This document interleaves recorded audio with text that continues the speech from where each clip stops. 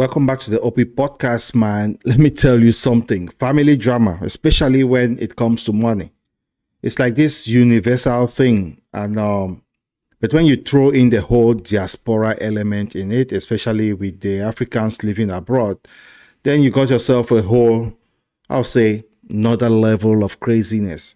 So here's where we dive into these rant videos about families back home expecting money like it's something sort of some kind of entitlement program. And you got folks living it up in the West, grinding day in and day out just to send money. And it's really hard. It's hard earned money, hard earned cash back home, thinking that they are helping out. But then you get these calls, these constant requests for money, and it's like, hold up, wait a minute. Do I look like an ATM to you? That's the worst statement you can make to them. But I just get it right. You want to help out.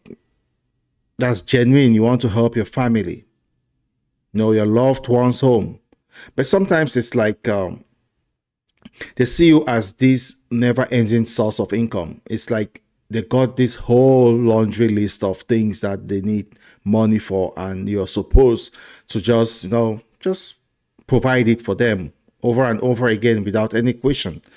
But where is the gratitude, huh? Where is the appreciation? And you send money, and it's like it's disappearing into the void, and there's no thank you, no updates, just nothing. Nobody bothers. And don't even get me started on this guilt trips, because that's what they do all the time. Oh, I'm sick. Oh, I need money to move. Oh, my roof fell in, things like that. Come on now. It's like they are running some kind of a scam operation straight out of a playbook, because it happens in every family. And let me tell you, it's not just about sending money for essentials. Nah. They want the whole 9 yards, I'll say, and they want you to fund their lifestyles like their personal piggy bank. But you know what? You really know what's crazier? Let me go there first. When you actually go back home expecting some hospitality, some love, some appreciation, and what do you get out of these? Nothing, I'll say. Niche, nada, or zilch. It's like you're invincible until they need something from you, and then suddenly you're the best thing since sliced bread. Yeah, I'll say so. Well, let's just dive into these videos, then I'll give you my reaction at the end of it. If you're a Latino and you have family members back in your country, you don't need to feel guilty about not sending them money. Yesterday, I got a call from my niece, and I've never met her in my life. I've been in this country for 40 years, and I have never met my niece. And the phone call always begins the same way. How are you? She wants to know about me because she wants to sweeten me up in some kind of way. So she'll always start with me, but it almost immediately turns to her and how her life is so miserable in Honduras. So then she starts to tell me that there are no jobs, and it's the same story over and over. I've heard it before, right? And then she goes, I really want to buy 2 pigs because I think it's a good idea for me to, start growing pigs and chickens, and that way I can sell them and make a lot of money. And I said to her, yeah, that's a great idea. My dad, when I lived in Honduras, my dad used to do the same thing. We used to have like 15, 20 pigs, and we used to sell them, and they sell very well. And not only that, whenever we were short on meat, we would just slaughter a pig and have meat for weeks. So then here's the question.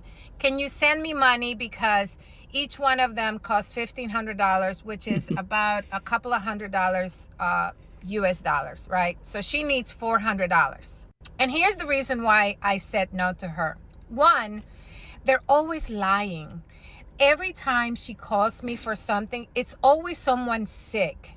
There's always She last time she got me, she wanted to move from point A to point B because the area where she lived at flooded. And she was like, I need to move to higher grounds. Can you send me some money? I sent her $400. Did she move? Nope.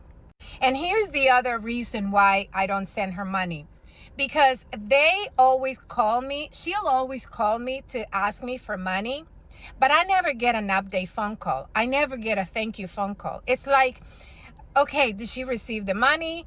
Did I not even a Tia, I got the money. Thank you so much. I was able to move. None of that. I never get an update of what happened to the money.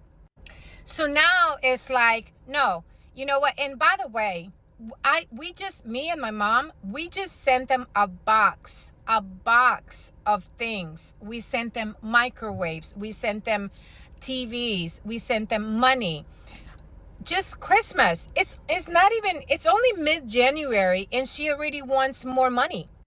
So the answer is no. I know that a lot of you are going to be like, well, they're poor in Honduras. The answer is no. This year, I don't give a damn if you're dying, you didn't pay your school fees. I don't give a shit. I don't want nobody from Africa calling me and telling me about their problems. I don't give a fuck. I got my own problems too. You people lie so much. Sometimes somebody will call you and say they have been in the hospital for about 2 months. You've been in the hospital for 2 months and you ain't dead.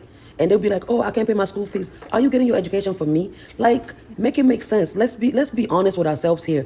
I really can't stand a lot of y'all back home. Y'all piss me off because y'all be lying too much.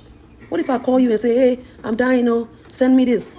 Like, you guys are draining. And some of them, when they start to call you, when they call you pass on, they get 10 pass, you answer that phone day. Hey. Yeah, really, let's talk about this, right? Sacrifice. The idea of sacrifice, right? You're sending money back home, but they don't even realize that you're paying bills in in a whole different currency, living in a whole different expensive world. And it's like they think money grows on tree over here. They say, oh, you're earning $3,000. They don't know your rent alone is about $1,500 or $1,500, as they'll call it in USA. So it's really, it's really sad. There's a girl on here talking about something. She's never going to send money to Africa. She's never sending money to Africa. And some people are outraged, right? Listen, I'm never sending money either. Listen, I just came back from Africa in August. Well, not just, but came back, right? And it's been 20 years since I went there. So this was like the first time, let's just say, right? And ever since I started working, I've always sending money to Africa, to my cousins, to my nephews, to people, like to relatives. Always send money. Sick, school, blah, blah, blah. Eid, all the time. Ramadan is coming, all the time. Never again, never. When I got there, I went with the girls. When I got there at the airport, they was like, immediately at the airport, they was like, oh, we need money to put fuel in the car. And I was like, I don't have no safers. Like, I only have dollars. They're like, okay. So we get to the house. I give money to one of them to go exchange it. They go exchange it. I'm counting my money. One thing, I'm a no money. D-meat is like $20. I'm going to use my phone. My money is short $60. So I'm like, oh, what happened? Like, what's the rest of the money? They're like, oh, we took out the $20. We put gas in the car. We took that out. We paid the driver this thing. Your daughter wanted something at the airport, $5. We took that out. We took this out. We took that out. I said, okay. I'm at the house, right? The day we came in, we didn't even settle in yet. We took a shower and everything. We eating. And then someone in the house go, oh, y'all staying for how long? I said, we staying for 3 weeks. They're like, okay, are you guys gonna contribute to the food and everything like that? And I'm like, like, what do they mean? So I called my aunt here in America, and she's like, yeah, just give them something to contribute towards food because you and your kids will be eating there. Family house. I said, okay, cool. I give them $500. So that way they can so we contributing to the expenses of food. Every time we went out, we had to put fuel in the car. We had to pay the driver. At the end of the month, they give us our electric bill.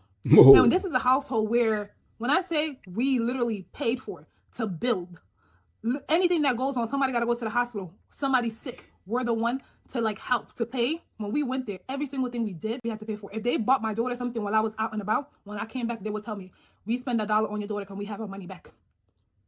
Like every single time. When I was so shocked that when we was leaving, they told us that our light bill was $15. I looked at them and I said, I'm not paying for it. So I guess, I don't know if she went through that, but I personally went through that. And that was shocked. These are people, when I'm telling you, $800 at a time, $600. The least I've sent in a month was like $400, $800. During Eid time, I'm buying everybody clothes for Eid. I'm sending money to buy cows for families. When I said every house that I went to, if they bought water for us, they wanted to buy water for us, they would be like, oh, can you give $5? We're going to go get water for you. Can you imagine if we did the same thing? That's why I understood the girl. I'm not saying this is everybody's family, because this can't be everybody's family, right? But some families are like that. When you go there, there is no hospitality there. I was just watching Miss Angela's video about the reason why she's not sending money to Africa anymore. And I don't want to send money to Africa anymore, but for a different reason. For me, I feel like I'm a hater, right? Every time I go to Africa, especially lately, the lifestyle that they're living there is just ridiculous. So these people are the people. Exactly. This is very important for us to know that the lifestyle they live there, you can hardly dream of living it abroad. But then you're foiling that lifestyle. And guess what? They are not even grateful, man. I mean, it's a whole mess out there. A whole tangle web of expectations, entitlement, and ungratefulness. And you know what? Sometimes you really got to put your foot down, you know? To me, I'll say cut them off. And say enough is enough, because at the end of the day, you have to look out for yourself, your mental health, and your well-being, because this really drains you. It can get you depressed, and who knows, it's not a very good idea to be depressed. Family stressing you. No.